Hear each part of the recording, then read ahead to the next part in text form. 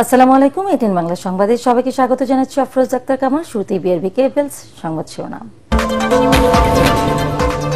অন্তর্বর্তী সরকার জনগণের সাথে বিশ্বাসঘাতকতা করেছে অভিযোগ মির্জা ফখরুলের। বর্তমান রাজনৈতিক সংকটের জন্য সরকার ও ঐক্যমত্য কমিশন দায়ী। সংস্কার প্রস্তাব না মানলে দায়িত্বহীনতার পরিচয় দেবে বিএনপি, কুমিল্লার জামায়াতের নেতা তাহের। ভোটের আগে আইন শৃঙ্খলা পরিস্থিতি উন্নয়নের তাগিদ।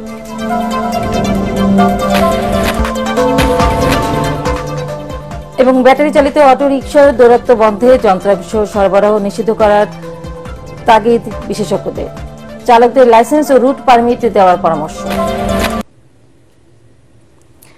শুনছিলেন বিআরবি কেবলস সংবাদ শিরোনাম। এবার বিস্তারিত। রাজনৈতিক দলের সই করা জুলাই সনদ পাশ কাটিয়ে সনদ বাস্তবায়নের সুপারিশ করে ঐক্যমত্য কমিশন ও অন্তর্বর্তী সরকার দেশ ও জনগণের সাথে বিশ্বাসঘাতকতা করেছে, এমন অভিযোগ করেছেন বিএনপি মহাসচিব মির্জা ফখরুল ইসলাম আলমগীর। জাতীয় প্রেস ক্লাবে আলোচনার সভায় তিনি বলেন, এর মধ্য দিয়ে দেশে নতুন রাজনৈতিক সংকট তৈরি করা হয়েছে।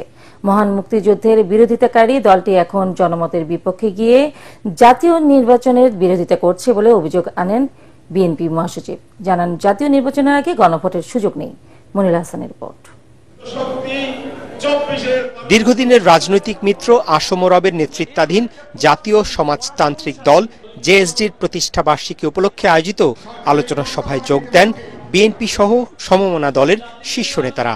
নানা ইস্যুতে অন্তর্বর্তী সরকারের সমালোচনা করে তারা বলেন, বর্তমান বাস্তবতায় জাতীয় সংসদ নির্বাচনের আগে গণভোট আয়োজনের সুযোগ নেই।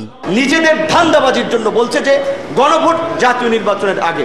ধান্দাবাজিটা কি? অনেকে বিরোধী দল হতে দেন দরবার চালাচ্ছে যে আমাদেরকে স্বীকৃতি দেবেন, তাহলে আমরা আছি। অনেকে 10টার জায়গায় 15টা সিট বার্গেনিং করার জন্য এটাকে একটা টুল হিসেবে সামনে নিয়ে এসে নির্বাচন নিয়ে একটা অনিশ্চয়তা তৈরি করতে চাচ্ছে। কোন নির্বাহী আদেশ জারি করে তারা কি সংবিধানের কোন সংশোধনের আদেশ জারি করতে পারেন নাই। বাংলাদেশের গত 53-54 বছরের কোন দ্বিতীয় নজির নাই। সমস্ত নোট অফ ডিসেন্ট বা ভিন্ন বাদ দিয়ে দিয়েছে। এটা একটা ফোর্টেন্টিগিরি হলো না? সরকার দেশে ভালো নির্বাচন দেবে, জনগণের কাছে গ্রহণযোগ্য নির্বাচন দেবে, সেই সরকার যদি প্রতারক হয় তাহলে আমাদের করার কি আছে? এ সময় বিএনপি মহাসচিব মির্জা ফখরুল ইসলাম আলমগীর বলেন, সংস্কার ইস্যুতে অন্তর্বর্তী সরকার ও ঐকমত্য কমিশন নিজেদের নিরপেক্ষতা ধরে রাখতে ব্যর্থ হয়েছে। আমরা যে নোটিশগুলো দিয়েছিলাম সেগুলো উল্লেখ করা হয়, যাতে একটা আস্থা যে আমরা লিখেছিলাম সেই আস্থাটা বিশ্বাসযোগ্যতা তারা বিশ্বাসঘাতকতা জনগণের সঙ্গে প্রচারণা করেছেন। যে সংস্কারগুলো আমরা একমত হয়েছি সেই সংস্কারগুলো অবশ্যই আমরা একমত হব আছি। আমরা ভবিষ্যতের দিনে সেগুলি আমরা ইমপ্লিমেন্ট করবো যদি আমরা ক্ষমতায় আসি। জামাতকে উদ্দেশ্য করে তিনি বলেন, নির্বাচন বানচাল বিলম্বিত করতে একটি দল রাজপথে আন্দোলনের নামে বিশৃঙ্খলা সৃষ্টি করছে। 1971 সালে মুক্তিযুদ্ধের বিরোধিতা করেছেন। আজকে দয়া করে জনগণ যে নির্বাচন চায় সেই নির্বাচনের বিরোধিতা করবেন না। এই দেশের মানুষ কখনো বিট্রিয়ারের যারা বিট্রি করে তাদেরকে ক্ষমা করে না, তারা ক্ষমা পায় না। আমরা খুব পরিষ্কার করে বলতে চাই, গণভোট নির্বাচনের আগে করার কোনো সুযোগ এখন আর নাই। নির্বাচনের দিনই গণভোট হবে, সে কথা আমরা পরিষ্কার করে বলেছি। জাতীয় নেতাদের বক্তব্যে জুলাই গণঅভ্যুত্থানের আকাঙ্ক্ষা বাস্তবায়নে যে কোনো পরিস্থিতিতে ফ্যাসিবাদ বিরোধী ঐক্য ধরে রাখার আহ্বান জানানো হয়। মইনুল হাসান, এটিএন বাংলা, ঢাকা। বিএনপির বর্তমান ভূমিকা ফেব্রুয়ারির নির্বাচনকে ঝুঁকিতে ফেলে দিয়েছে বলে মন্তব্য করেছেন জামায়াতে ইসলামীর নায়েবে আমির ডাক্তার আব্দুল্লাহ নোমান তাহের। কুমিল্লায় এক সমাবেশে তিনি বলেন, সংস্কার নিয়ে সব দল ঐক্যবদ্ধ থাকলেও বিএনপি হঠাৎ উল্টে গিয়ে ধোঁয়াশা পরিস্থিতি তৈরি করেছে। এদিকে খুলনায় হিন্দু সম্মেলনের জামায়াতের সেক্রেটারি মিয়া গোলাম পরোয়ার বলেন, স্বাধীনতা পরবর্তী ক্ষমতায় যারা এসেছে তারা নিজেদের ভাগ্য পরিবর্তন করলেও কেউ হিন্দুদের ভাগ্যের পরিবর্তন করেনি। আরো জানাচ্ছেন মুশফিকুর রহমান। বিএনপি আওয়ামী লীগের যে বাংলাদেশ মনে হয় যেন তারা আবার সেই জায়গায় ফিরে যেতে চায়। কুমিল্লা সদর দক্ষিণ উপজেলার সেন্ট্রাল মেডিকেল কলেজ অডিটোরিয়ামে 14 গ্রাম উপজেলার ভোট কেন্দ্র পরিচালকদের নিয়ে সমাবেশে প্রধান অতিথি ছিলেন জামাতের নায়েবে আমির ডাক্তার আব্দুল্লাহ তাহের। এ সময় তিনি বলেন, গণভোট ইস্যুতে সরকারের ওপর চাপ তৈরি করছে বিএনপি। সংস্কার নিয়ে প্রথমে সব দল ঐক্যবদ্ধ থাকলেও বিএনপি হঠাৎ ধোঁয়াশা তৈরি করছে বলে মন্তব্য করেন তিনি। বিএনপি প্রথম বলছিল গণভোট মানে কিন্তু জামাত ইসলামের প্রস্তাব ছিল গণভোটের মাধ্যমে জনগণের ম্যান্ডেট দিতে। এখন বিএনপি এসে পরে বলল যে আমরা মানি, তবে জাতীয় নির্বাচন আর গণভোট একসাথে হইতে হবে, দুটো একেবারে আলাদা। গণভোটটা হচ্ছে সংস্কারের জন্য, আর জাতীয় নির্বাচন হচ্ছে সরকার গঠনের জন্য। কিন্তু এখন আমি যে বলেছিলাম তারা তালের রস আমের রস একসাথে করে দিল। এদিকে সনাতন ধর্মাবলম্বীদের নিয়ে খুলনার ডুমুরিয়ায় স্বাধীনতা চত্বরে হিন্দু সম্মেলনে প্রধান অতিথির বক্তব্যে জামাতে ইসলামের সেক্রেটারি জেনারেল অধ্যাপক মিয়া গোলাম পরোয়ার বলেন, স্বাধীনতার পর থেকে হিন্দু ধর্মাবলম্বীদের রাজনৈতিকভাবে ব্যবহার করা হয়েছে। হিন্দুদের ভোট নিয়ে ক্ষমতায় গেলেও তাদের ভাগ্য পরিবর্তনে কেউ কাজ করেনি বলেও মন্তব্য করেন তিনি।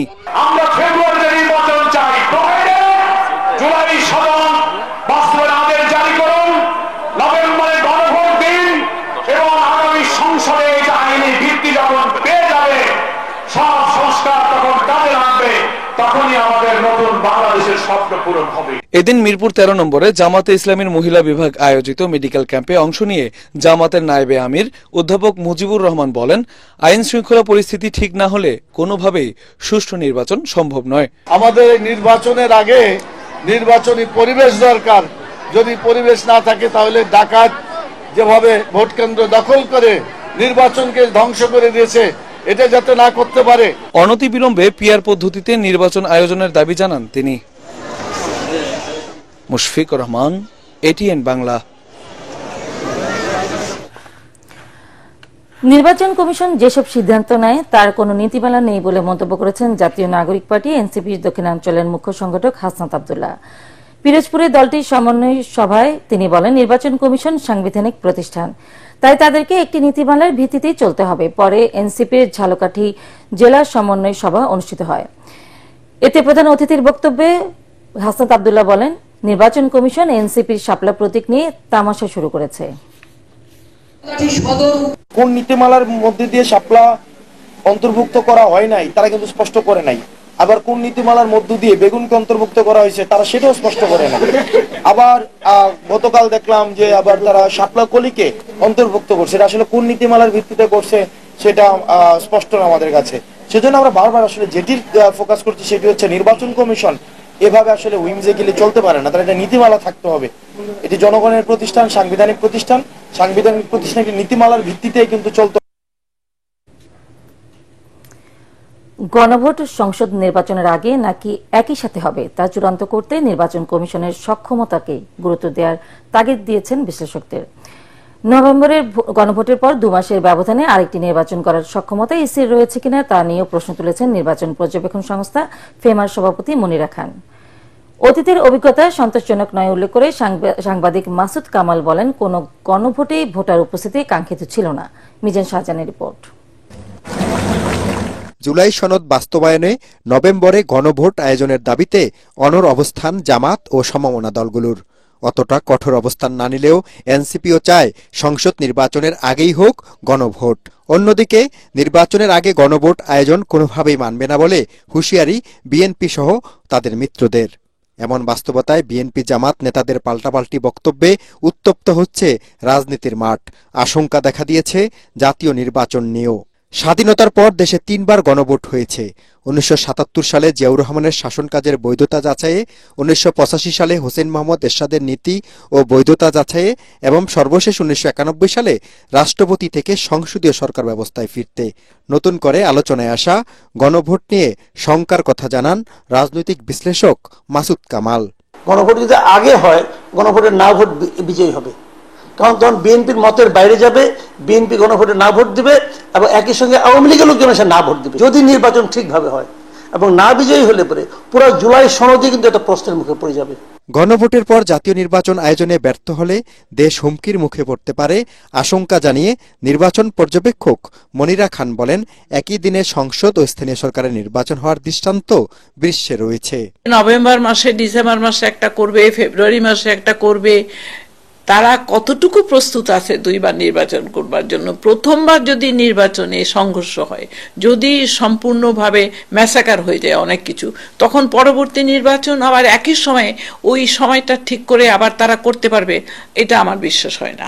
জুলাই সনদের ভবিষ্যৎ ভালো দেখছেন না মাসুদ কামাল। বিএনপি জুলাই সনদ প্রণয়নের সঙ্গে ছিল, কিন্তু এই প্রণয়নের সময় তারা জুলাই সনদ যে আলোচনা যেভাবে করছে সেই একইভাবে সারা দেশে তারা কিন্তু 31 দফা নিয়ে আলোচনা করছে। তারা যদি ক্ষমতায় যায় তারা 31 দফাকে ছাড়বে না, 31 দফার সঙ্গে জুলাই সনদকে মার্জ করার চেষ্টা করবে। এখন আপনি যদি বলেন যে 31 দফা চলবে না, জুলাই সনদ মানতে হবে, তখন তারা বলবে তুমি বলার কে? তারা ইলেকশন কিন্তু 31 দফার ম্যান্ডেট নিয়ে করবে। আমি বাংলাদেশের পলিটিশিয়ানদের যতটুকু চিনি, আমার মনে হয় না এটা খুব ভালোভাবে স্মুথলি জুলাই সনদ বাস্তবায়িত হবে। মনিরা খান বলেন, 9 মাস আলোচনার পরও রাজনৈতিক দলগুলোর অনৈক্য জাতিকে হতাশ করেছে। এই নির্বাচনে আমরা সেটার প্রতিচ্ছবি দেখতে পাবো যে আমাদের রাজনৈতিক দলগুলি সত্যিকারের কতটুকু কোন ভোটারদের কত পার্সেন্ট ভোটারের প্রতিনিধিত্ব করে। সার্বভৌম সংসদকে উপেক্ষা করে কোনো সিদ্ধান্ত চাপিয়ে দিলে তা ভবিষ্যতে কতটা টেকসই হবে তা নিয়ে সংশয়ের কথা জানান রাজনৈতিক বিশ্লেষকরা। মিজান শাহজাহান, এটিএন বাংলা, ঢাকা। গণভোটের বিষয়ে যে সিদ্ধান্তই নেওয়া হোক না কেন, নির্বাচন আগামী বছরের 15 ফেব্রুয়ারির আগেই হবে বলে জানিয়েছেন প্রধান উপদেষ্টা প্রেস সচিব শফিকুল আলম। নোয়াখালী বিজ্ঞান ও প্রযুক্তি বিশ্ববিদ্যালয়ে জুলাই কন্যা ফাউন্ডেশন আয়োজিত অনুষ্ঠানে তিনি কথা জানান। কোন শক্তি দেশকে অস্থিতিশীল করে নির্বাচন পেছাতে পারবে না বলেও মন্তব্য করেন প্রেস সচিব। অনুষ্ঠানে নোয়াখালী বিজ্ঞান ও প্রযুক্তি বিশ্ববিদ্যালয়ের উপাচার্য প্রফেসর ড মোহাম্মদ ইসমাইল সহ বিশিষ্টজনেরা উপস্থিত ছিলেন। কোনো উত্তাপ জাতীয় নির্বাচনে কোনো প্রভাব ফেলবে না। যে কোনো ডিসিশনই হোক না কেন, ইলেকশন 15 ফেব্রুয়ারির আগে ফেব্রুয়ারির প্রথমার্ধে হবে। এটা কোনো শক্তি না এই ইলেকশনকে পিছানো। নীতিমালা চূড়ান্ত হওয়ার আগ পর্যন্ত নতুন অটোরিকশা তৈরি ও যন্ত্রাংশ সরবরাহ নিষিদ্ধ করার তাগিদ দিয়েছেন যোগাযোগ বিশেষজ্ঞরা। ব্যাটারি চালিত এই যানের নিয়ন্ত্রণহীন ও ঝুঁকিপূর্ণ চলাচলের কারণে যানজট ও দুর্ঘটনা বাড়ছে।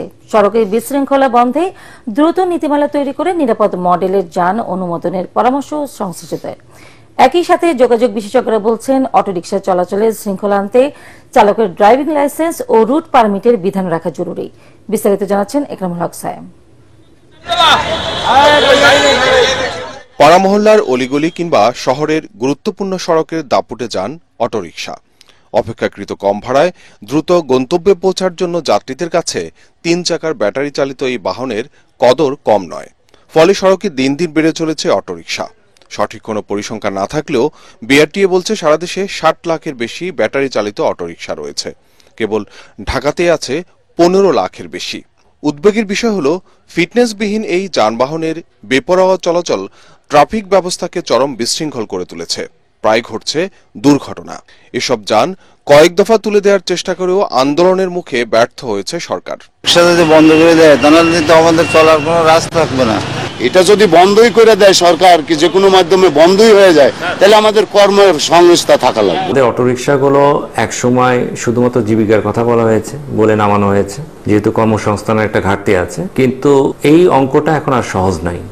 এখন অটোরিকশা শুধুমাত্র জীবিকার জন্য যে নামাচ্ছেন একজন, বিষয়টা তা না।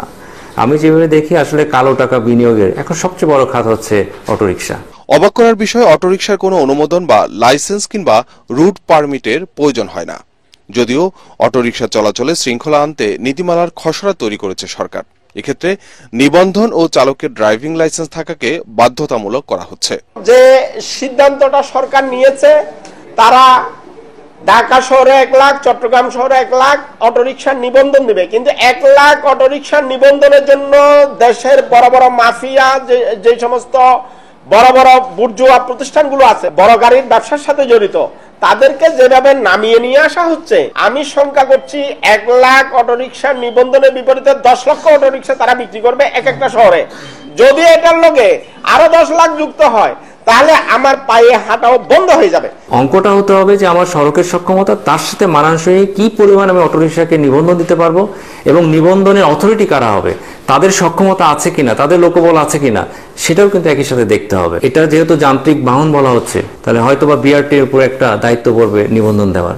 বিআরটির কি সক্ষমতা আছে? যোগাযোগ বিশেষজ্ঞ ডক্টর হাদিউজ্জামান মনে করেন, বর্তমান পরিস্থিতিতে অটোরিকশা চলাচল নিয়ন্ত্রণ করা সরকারের জন্য বড় চ্যালেঞ্জ। তবে আপাতত অটোরিকশা নিষিদ্ধ না করে নতুন করে এর উৎপাদন ও যন্ত্রাংশ সরবরাহ বন্ধ করার পরামর্শ তার।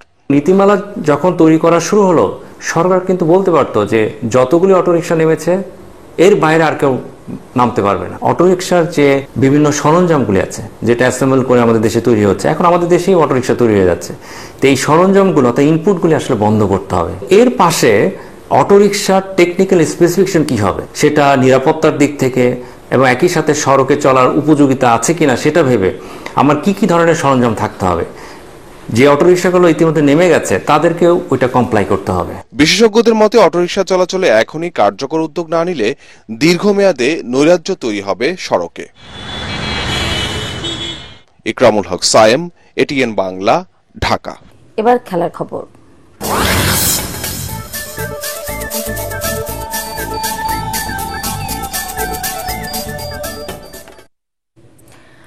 চট্টগ্রামে তৃতীয় টি-20তে বাংলাদেশকে 5 উইকেটে হারিয়ে হোয়াইট ওয়াশ করল ওয়েস্ট ইন্ডিজ। 152 রানের জয়ের লক্ষ্যে খেলতে নেমে 52 রানের মধ্যে 3 উইকেট হারায় ক্যারিবীয়রা। এরপর রস্টন চেজ আর আকিম অগাস্টের 91 রানের জুটিতে 19 বল হাতে রেখে জয় নিশ্চিত করে ওয়েস্ট ইন্ডিজ। তবে রিশাদ হাসানের 1 ওভারে দুইজনই ব্যক্তিগত 50 রানে ফেরেন। এর আগে টস জিতে ব্যাটিংয়ে নেমে আবারও চরম ব্যাটিং ব্যর্থতায় ডোবে বাংলাদেশের ব্যাটসম্যানরা। 11 জনের 9 জনই আউট হয়েছেন 2 অঙ্ক ছোঁয়ার আগে। শুধু তানজিদ হাসান তামিম একাই দলের রানকে টেনে নিয়ে যান। 62 বলে 89 রান করেন এই ওপেনার। শেষ করার আগে বিআরবি কেবলস সংবাদ শিরোনাম আরো একবার। অন্তর্বর্তী সরকার জনগণের সাথে বিশ্বাসঘাতকতা করেছে, অভিযোগ মির্জা ফখরুলের। বর্তমান রাজনৈতিক সংকটের জন্য সরকার ও ঐক্যমত্য কমিশন দায়ী।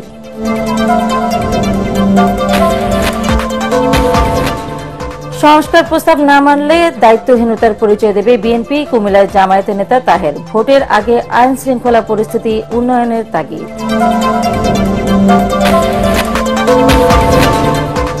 এবং ব্যাটারি চালিত অটোরিকশা দৌরত্ব বন্ধে যন্ত্রাংশ সরবরাহ নিষিদ্ধ করার তাগিদ বিশেষজ্ঞদের। চালকদের লাইসেন্স ও রুট পারমিট দেওয়ার পরামর্শ।